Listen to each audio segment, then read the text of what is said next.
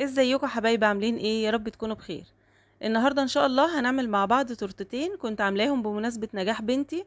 عقبال عندكم كلكم يا رب، وربنا يفرحكم بولادكم ويحفظهم يا رب ويسعدكم بيهم كلهم. ما تنسوش تحطوا لايك على الفيديو. يلا بينا نسمي الله ونشوف عملناهم ازاي. بسم الله الرحمن الرحيم. انا هنا بعمل صاج 30 في 40.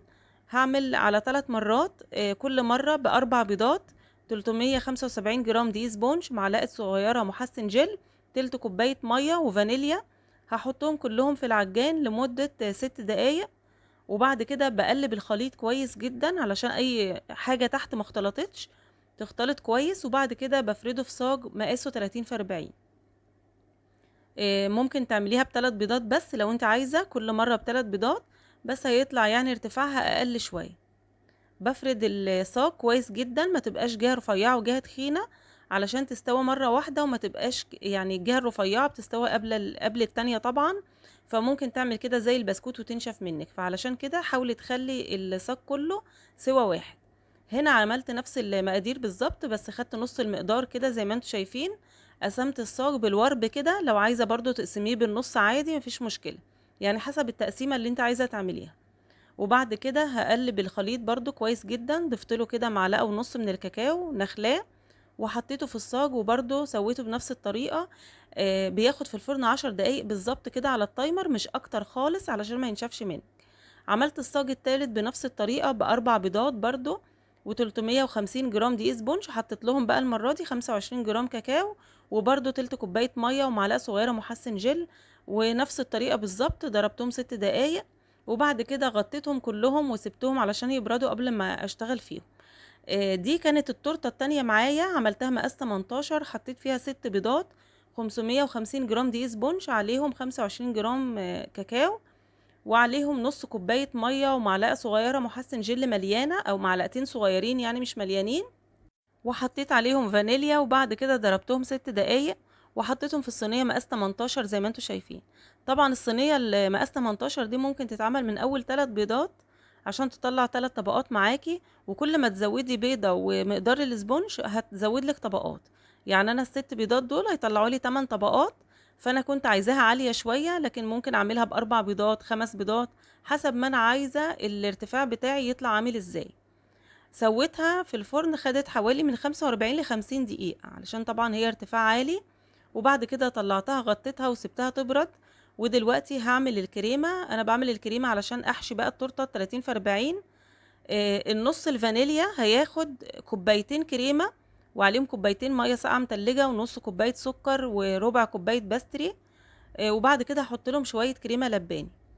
كل نص في التورته 30 في 40 هياخد كوبايتين بالظبط. يعني هي كلها على بعضها بتاخد 4 كوبايات حشو وتجليس، تمام. بس انا بعمل الكوبايتين الكريمه لوحدهم والكوبايتين الشوكولاته لوحدهم. هنا حطيت الكريمه، وبعد كده هضرب الكريم شانتيه. بعد كده هحطه بقى في بوله، وهرجع اضرب الجزء الشوكولاته. هنا هاخد 3 كوبايات علشان احشي كوبايتين للتورته مقاس 30 في 40، والكوبايه التانية هحشي بيها التورته اللي هي مقاس 18.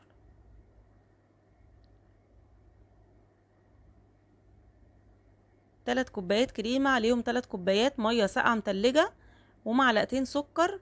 ما بزودش هنا السكر عشان انا بحط شوكولاتة مسيحاها، فعشان ما تبقاش مسكرة قوي. اهم حاجة المية متلجة علشان الكريمة تمسك كده وما تبقاش مسيلة في الحر ده. المقدار ده بعد ما بيتضرب بحط له 600 جرام شوكولاتة. كل كوباية كريمة بحط لها 200 جرام شوكولاتة.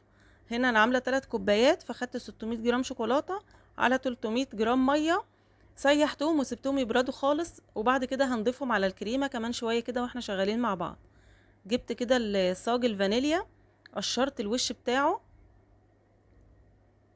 وهنا الكريمة اتضربت، هاخد بقى الشوكولاتة كده اخلطها عليها.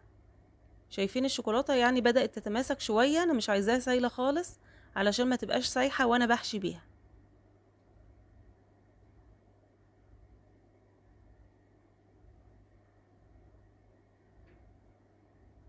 كده خلاص الكريمة برضو الشوكولاتة جاهزة معايا.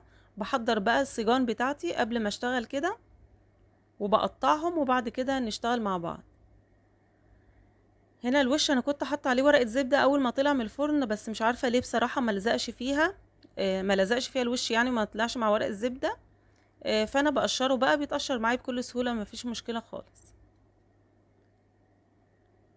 اهم حاجه انك تكوني مغطيه الصيجان دي كويس جدا لو هتبيتيها، علشان بتنشف. يعني يستحسن لما تشتغلي في صيجان تشتغلي فيها في نفس اليوم، ما تبيتيهاش. بعكس الصواني، يعني الصواني بتاخد مدة كده على ما تبرد وبتطرى بالعكس على تاني يوم، لكن الصيجان بتنشف. بقسمهم كلهم بالورب كده. وقسمت برضو الصاج التالت كنت عاملاه كله شوكولاتة، علشان اخد كده تلات طبقات من الفانيليا وتلات طبقات من الشوكولاتة. للأسف جزء كده اتكسر مني، حطيته تحت زي ما انتوا شايفين. انا خدته حتة حتة ولزقته على البورد. فما فيش مشكلة خالص، يعني حتى لو اتكسرت منك ما فيش اي حاجة هتبان خالص. هتشوفيها في الاخر ما فيش فيها حاجة. وطبعا لما بتتقطع ما بتبانش خالص.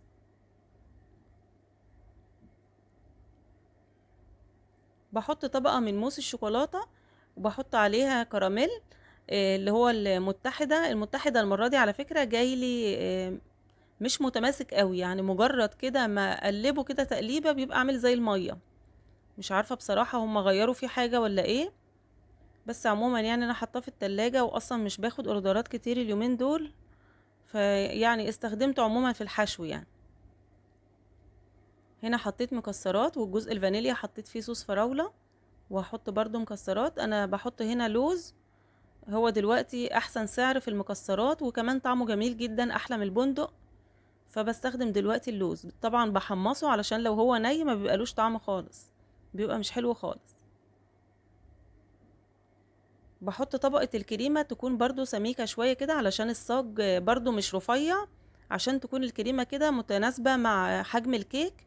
ما يكونش الكريمة فيه قليلة من جوه. وطبعا مش كتيرة قوي، علشان في ناس بتجزع يعني من الكريمة الكتير. حاولي تظبطي ايدك كده. حطيت في الجزء دوت مانجا. والجزء التاني برضو مربى حليب، ممكن تحطي نوتيلا او النوتيلا البيضة او اي حاجة زي ما تحبي في الحشو بتاعك.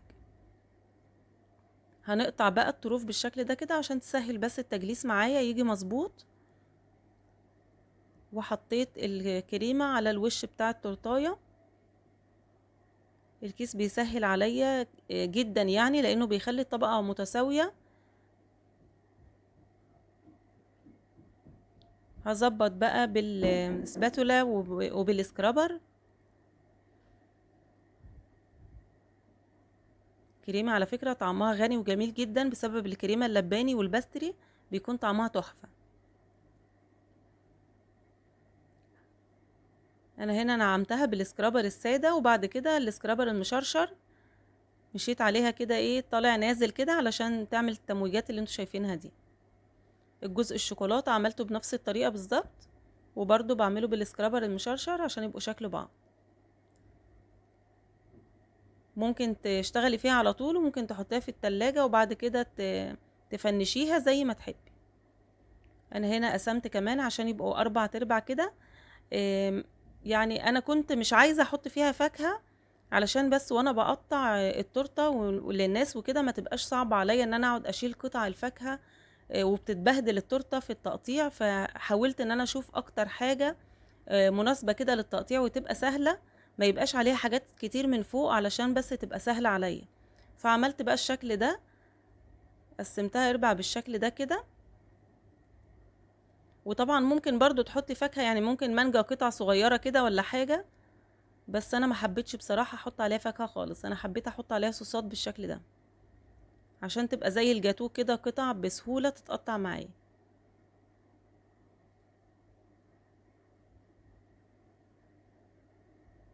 الكراميل ده او مربى الحليب ده انا حاطه معلقتين ميه. او يعني حسب القوام ما يبقى معاكي مناسب، وبحطهم في الميكرويف شويه او على حمام ميه سخنه. لحد ما تبقى كده القوام اللي انتوا شايفينه ده عشان تعرفي تصبيها. بس لما حطيت لها ميه وسخنتها لقيت المربى الحليب دي لونها فاتح قوي، فحطيت لها معلقه كده او اقل حاجه بسيطه كده من الجيلو الشوكولاته. علشان يغمق معايا اللون شويه، ما تبقاش فاتحه قوي. تمام. هنا هحط جناش 100 جرام شوكولاته عليهم 50 جرام ميه. بسيحهم مع بعض كده، سواء على النار تغلي الميه وبعد كده تحط فيها الشوكولاته، او في الميكروويف مفيش مشكلة. بس لو حطيتها في الميكروويف يبقى تقلبيها كده كل 30 ثانية عشان بس الشوكولاتة ما تنشفش معاكي.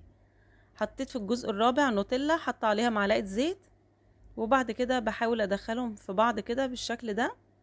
عملته معاكم قبل كده الشكل ده، بس انا حبيت اعملها ابسط حاجة زي ما قلتلكم علشان بس ما تغلبنيش انا في التقطيع. انا عندي اعمل كذا تورته بس ما اقطعش بصراحه لضيوف خالص، ولا في عيد ميلاد ولا اي حاجه، يعني بحب احط الحاجه كده واي حد غيري يقطع.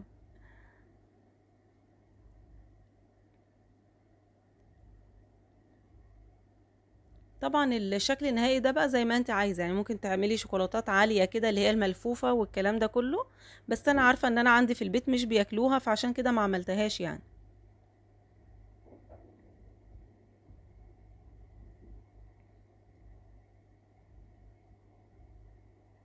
ده لوز محمص اللي انا بحطه كده على الجنبين، وحطيت الفراشه دي كده في النص عشان تدي شكل، وسبتها كده بالشكل ده. يا رب يكون عجبكم. تعالوا بقى نعمل التورته التانية. دي التورته مقاس 18. هشيل بقى ورق الزبده وهقطع الجزء البسيط اللي تحت ده. هي التورته كانت عاليه قوي ما شاء الله، وزي ما قلت لكم لو عايزه مثلا تطلعي منها 6 طبقات هتعمليها بس ب5 بيضات، هتطلع لك 6 طبقات حلوين جدا. وممكن زي ما قلت لكم من اول 3 طبقات ب3 بيضات، بس انا كنت عايزاها ارتفاع عالي عشان بس الشكل اللي هعمله فيها يبان عليها يعني. هتشوفوا برضو دلوقتي انا فنشتها ازاي.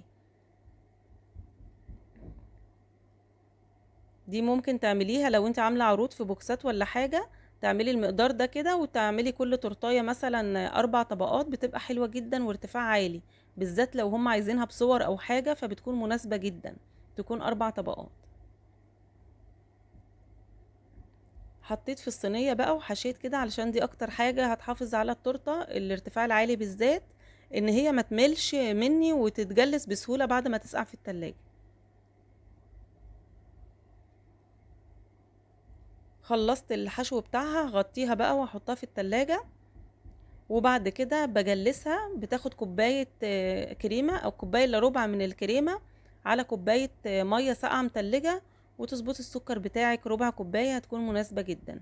انا بالنسبة للكريمة دي كنت عاملة اكلير، بس انا مرضتش احطه في الفيديو ده علشان ما زودش عليكم بس طول الفيديو يعني. فاخدت شوية من الكريمة بتاعت الاكلير وزودت عليها كريم شانتيه عادي خالص، قلبتهم مع بعض وجلست بيها حتى تلاقوها هي لونها مصفر كده شوية، وطعمها كان تحفة جدا وغني، احلى من الكريمة لوحدها يعني. كده تمام. حطيتها بقى في التلاجة تسقع، وهنعمل هنا الاشكال اللي هنحطها عليها. انا عايزة اعمل عليها الترند الجديد اللي هو شكل الكتب اللي بتكون في جنب التورتة كده. باخد الارتفاع بتاعي، طبعا انا قايسه التورته بتاعتي كان ارتفاعها تقريبا 17 سنتي ونص، هناخد بس حوالي نص سنتي او ازيد حاجه بسيطه خالص في الارتفاع، علشان لما احط شكل الكتاب ده يبقى هي مرتفعه شويه عن التورتايه. هوريكم دلوقتي برضو هتبقى مرتفعه شويه ليه. عايزه اي شكل كده يدي شكل البرواز، فما عنديش الا شكل التاج ده، قلت هعمل بيه واخد البوز منه زي ما انتم شايفين كده. طبعا الجيش قالك اتصرف، وطول ما انت بتشتغلي في الحلويات لو اتزنقتي في حاجة هتلاقي نفسك على طول بتتصرفي وتطلعي اي حاجة من عندك تشتغلي بيها.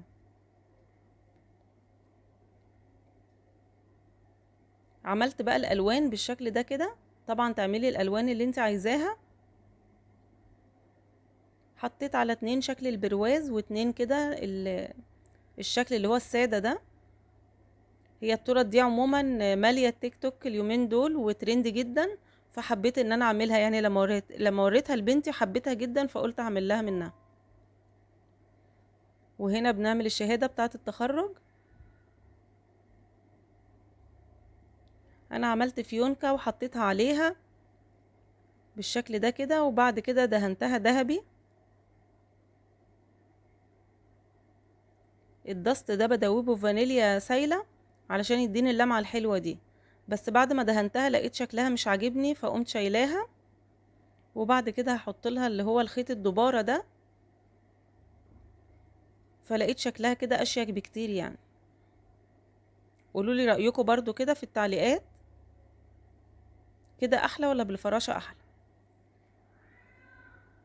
بالفيونكة قصدي.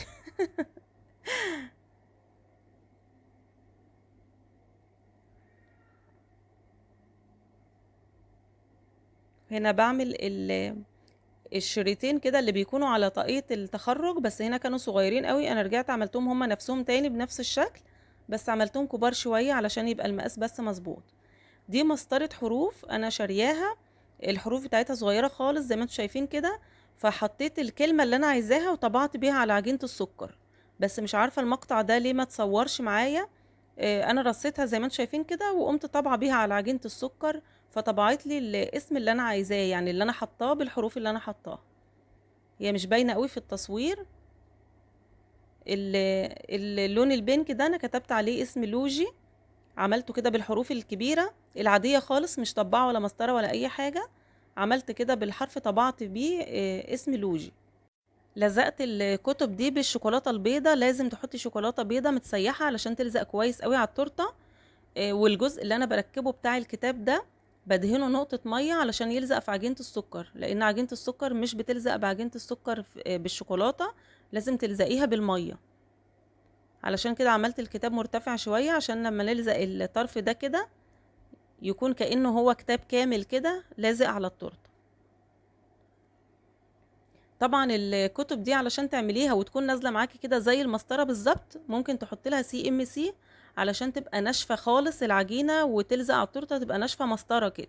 بس انا ما بحبش السي ام سي بصراحه، الولاد ياكلوها خالص، وقلت ممكن من حد من الولاد ياكلها ولا حاجه، فانا ما حطيتش سي ام سي. قلت مش مشكله الكتب تيجي يعني زي المسطره ولا تيجي ناشفه قوي، بما انها للبيت يعني وكده، فما رضيتش احط عليها السي ام سي اللي بتنشف العجينه قوي يعني. لكن عملتها قبلها بيوم وسبتها تنشف شويه كده في الهواء. وعملت الورق بتاع الكتب زي ما انتوا شفتوه كده، زي المروحه اللي كنا بنعملها نهوي بيها كده واحنا صغيرين. وحطيت الطاقيه بتاعه التخرج، وعملت لها كمان الكيو ار اللي هي اغنيه من الثانويه للكليه، بس طبعا شلت الصوت علشان حقوق الطبع. اتمنى يكون الفيديو عجبكم واشوفكم على خير.